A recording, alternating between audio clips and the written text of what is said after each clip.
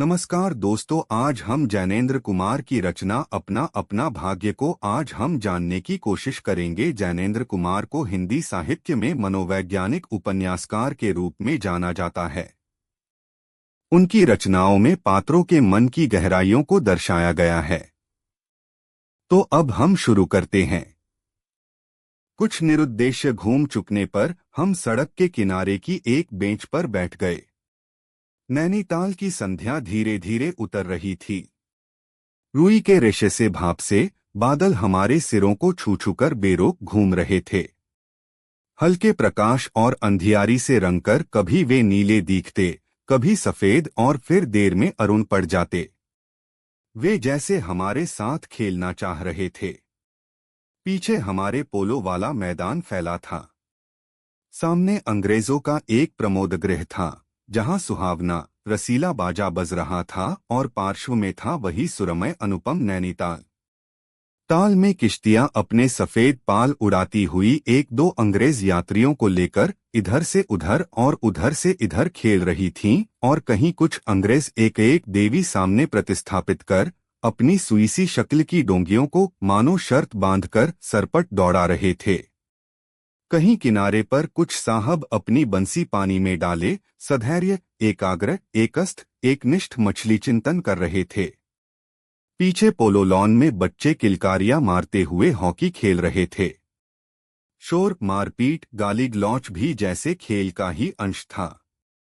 इस तमाम खेल को उतने क्षणों का उद्देश्य बना। वे बालक अपना सारा मन, सारी देह, समग्र बल और समूची विधा लगाकर मानो खत्म कर देना चाहते थे। उन्हें आगे की चिंता न थी, बीते का ख्याल न था। वे शुद्ध तत्काल के प्राणी थे। वे शब्द की संपूर्ण सच्चाई के साथ जीवित थे। सड़क पर से नरनारियों का अविरल प्रवाह आ रहा था और जा रहा था। उसका न ओर था न छोर। यह प्रवाह कहाँ जा रहा था और कहाँ से आ रहा था, कौन बता सकता है। सब उम्र के, सब तरह के लोग उसमें थे। मानो मनुष्यता के नमूनों का बाजार सजकर सामने से इठलाता निकला चला जा रहा हो। अधिकार गर्व में तने अंग्रेज उसमें थे, और चिथड़ों से सजे घोड़ों की बाग थामे वे पहाड़ी उसमें थे, जिन्होंने अपनी प्रतिष्ठा और सम्मान को कुचलकर शून्य बना लिया है और जो बड़ी तत्परता से दुम हिलाना सीख गए हैं। भागते, खेलते, हंसते, शरारत करते लाल लाल अंग्रेज बच्चे थे, और पीली पीली आंखें फाड़े पिता की उंगली पकड़कर चलते हुए अपने हिंदुस्तानी नौनिहाल भी थे। अंग्रेज पिता थे जो अपने बच्चों के साथ भाग रहे थे, हंस रहे थे और खेल रहे थे।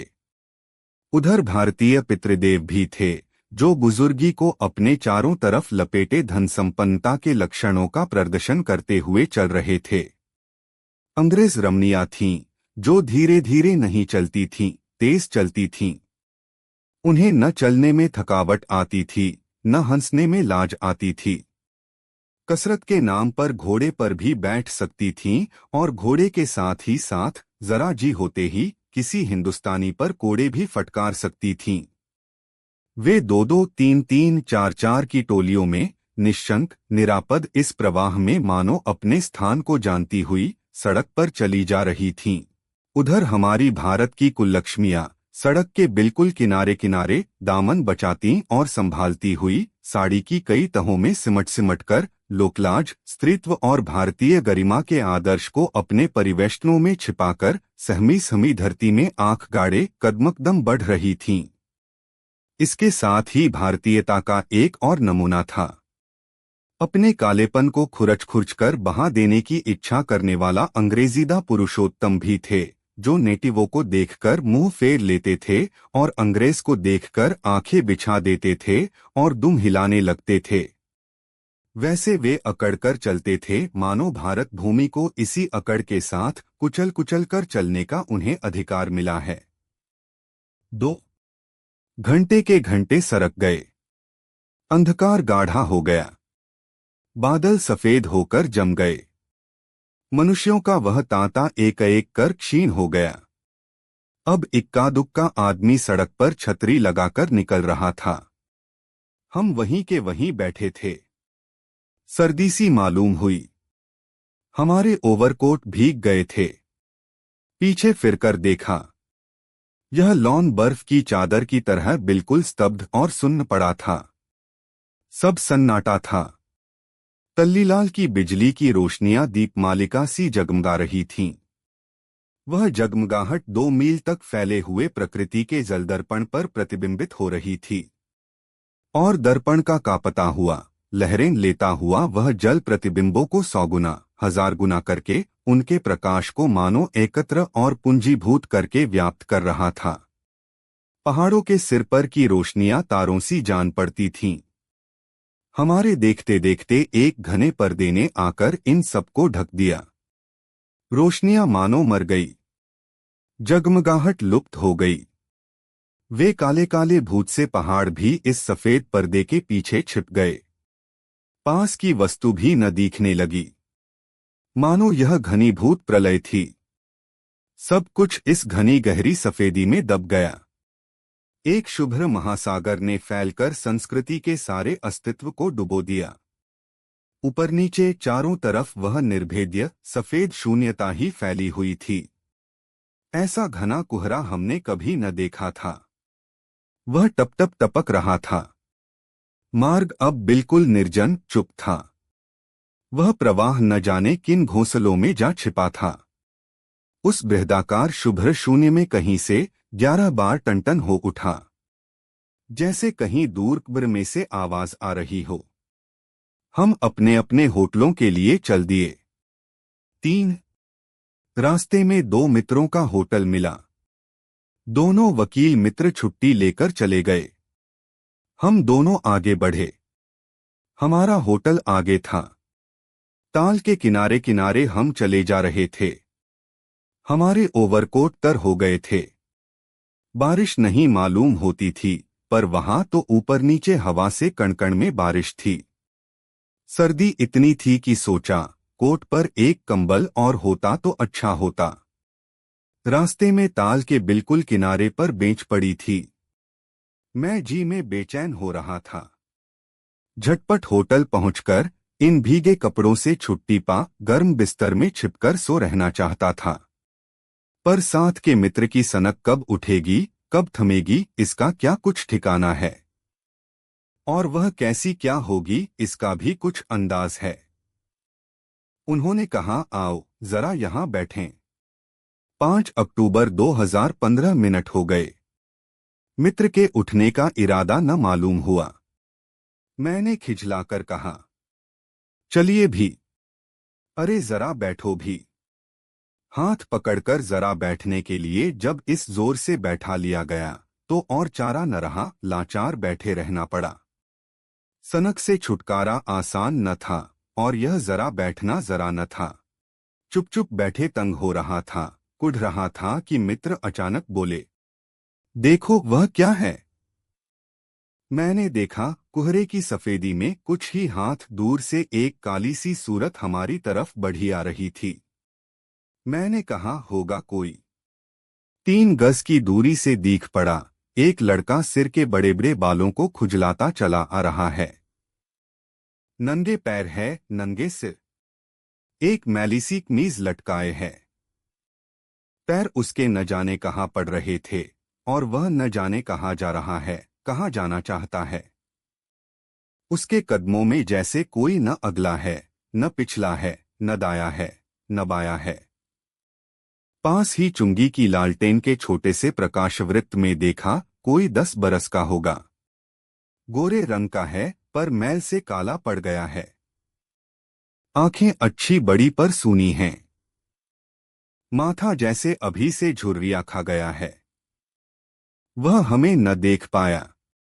वह जैसे कुछ भी नहीं देख रहा था। न नीचे की धरती, न ऊपर चारों तरफ फैला हुआ कुहरा, न सामने का तालाब और न बाकी दुनिया।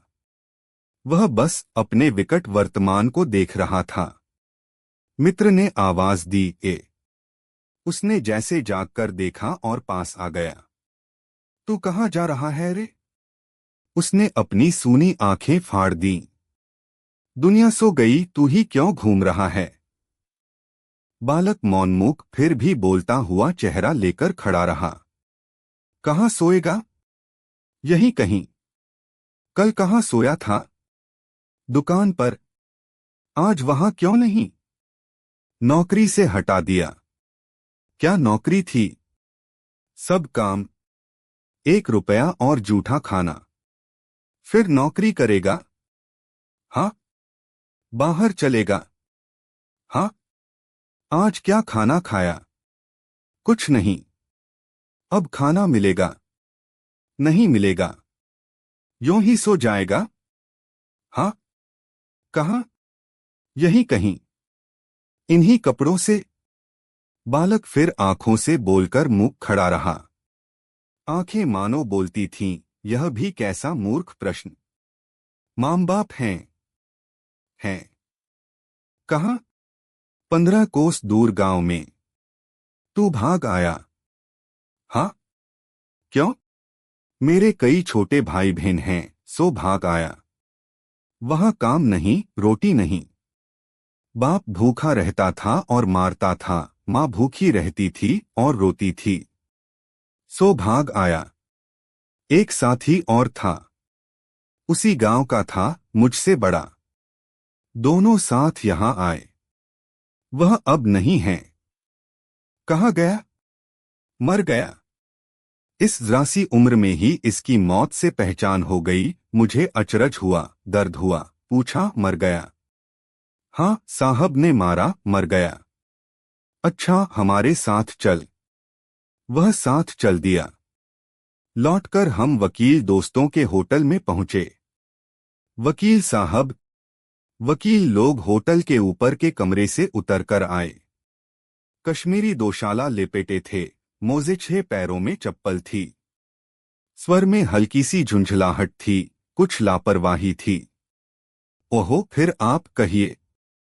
आपको नौकर की जरूरत थी न? देखिए यह लड़का है। कहाँ से लाए इसे, आप जानते हैं? जानता हूं, यह बेईमान नहीं हो सकता। अजी ये पहाड़ी बड़े शैतान होते हैं। बच्चे बच्चे में गुण छिपे रहते हैं। आप भी क्या अजीब हैं, उठा लाए कहीं से। लो जी, यह नौकर लो। मानिए तो यह लड़का अच्छा निकलेगा। आप भी जी, बस खूब है। पैरेगैरे को नौकर बना लिया जाए, अगले दिन वह न जाने क्या क्या लेकर चंपत हो जाए। आप मानते ही नहीं, मैं क्या करूं? माने क्या, खाक आप भी। जी अच्छा मजाक करते हैं। अच्छा अब हम सोने जाते हैं।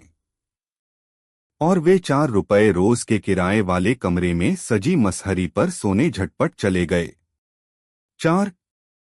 वकील साहब के चले जाने पर होटल के बाहर आकर मित्र ने अपनी जेब में हाथ डालकर कुछ टटोला, पर झट कुछ निराश भाव से हाथ बाहर कर मेरी ओर देखने लगे। क्या है? मैंने पूछा। इसे खाने के लिए कुछ देना चाहता था। अंग्रेजी में मित्र ने कहा, मगर 10-10 के नोट हैं। नोट ही शायद मेरे पास हैं, देखूं? सचमुच मेरे जेब में भी नोट ही थे। हम फिर अंग्रेजी में बोलने लगे। लड़के के दांत बीच बीच में कटकटा उठते थे। कड़ाके की सर्दी थी। मित्र ने पूछा, तब? मैंने कहा, 10 का नोट ही दे दो। सकपकाकर मित्र मेरा मुंह देखने लगे। अरे यार, बजट बिगड़ जाएगा। हृदय में जितनी दया है, पास में उतने पैसे तो नहीं हैं। तो जाने दो, यह दया ही इस जमाने में बहुत है। मैंने कहा। मित्र चुप रहे, जैसे कुछ सोचते रहे। फिर लड़के से बोले, अब आज तो कुछ नहीं हो सकता। कल मिलना। वह होटल डी पव जानता है। वहीं कल 10 बजे मिलेगा। हाँ, कुछ काम देंगे हुजूर? हाँ हाँ, ढूंढ दूंगा। तो जाऊं? लड़के ने निराश आशा से पूछा। हाँ, ठंडी सांस खींचकर मित्र ने कहा, कहाँ सोएगा? यहीं कहीं बेंच पर, पेड़ के नीचे, किसी दुकान की भट्ठी में। बालक कुछ ठहरा। मैं असमंजस में रहा। तब वह प्रेत गति से एक ओर बढ़ा और कुहरे में मिल गया। हम भी होटल की ओर बढ़े। हवा तीखी थी, हमारे कोटों को पार कर बदन में तीर सी लगती थी। सिकुड़ते हुए मित्र ने कहा, भयानक शीत है। उसके पास बहुत कम कपड़े। यह संसार है यार। मैंने स्वार्थ की फिलॉसफी सुनाई। चलो पहले बिस्तर में गर्म हो लो, फिर किसी और की चिंता करना। उदास होकर मित्र ने कहा, स्वार्थ जो कहो, लाचारी कहो, निठुराई कहो या बेहयाई। दूसरे दिन नैनीताल स्वर्ग के किसी काले गुलाम पशु के दुलारे का वह बेटा, वह बालक निश्चित समय पर हमारे होटल डी पब में नहीं आया। हम अपनी नैनीताली सैर खुशी खुशी खत्म कर चलने को हुए। उस लड़के की आस लगाते बैठे रहने की जरूरत हमने न समझी। मोटर में सवार होते ही थे कि यह समाचार मिला कि पिछली रात एक पहाड़ी बालक सड़क के किनारे पेड़ के नीचे ठिठुरकर मर गया। मरने के लिए उसे वही जगह, वही 10 बरस की उम्र और वही काले चिथड़ों की कमीज मिली। आदमियों की दुनिया ने बस यही उपहार उसके पास छोड़ा था। पर बताने वालों ने बताया कि गरीब के मुंह पर, छाती मुट्ठी और पैरों पर बर्फ की हल्की सी चादर चिपक गई थी। मानो दुनिया की बेहयाई ढकने के लिए प्रकृति ने शव के लिए सफेद और ठंडे कफन का प्रबंध कर दिया था। सब सुना और सोचा, अपना अपना भाग्य। यहाँ पर कहानी का अंत होता है और हमें यह सोचने पर मजबूर कर देती है कि सबका अपना अपना भाग्य। जैनेंद्र कुमार की कहानी अपना अपना भाग्य में उन्होंने समाज के दोहरे चरित्र को उभारा है। इसमें उन्होंने यह दिखाने का प्रयास किया है कि समाज में लोग अपनी सुविधानुसार किस तरह से व्यवहार करते हैं। वे अपने स्वार्थ के लिए दूसरों की परवाह नहीं करते हैं। कहानी में एक गरीब बच्चा ठंड से ठिठुर रहा है, लेकिन कोई भी उसकी मदद के लिए आगे नहीं आता है। अंत में वह बच्चा मर जाता है। यह कहानी हमें यह सोचने पर मजबूर करती है कि क्या हम वास्तव में एक दूसरे की परवाह करते हैं।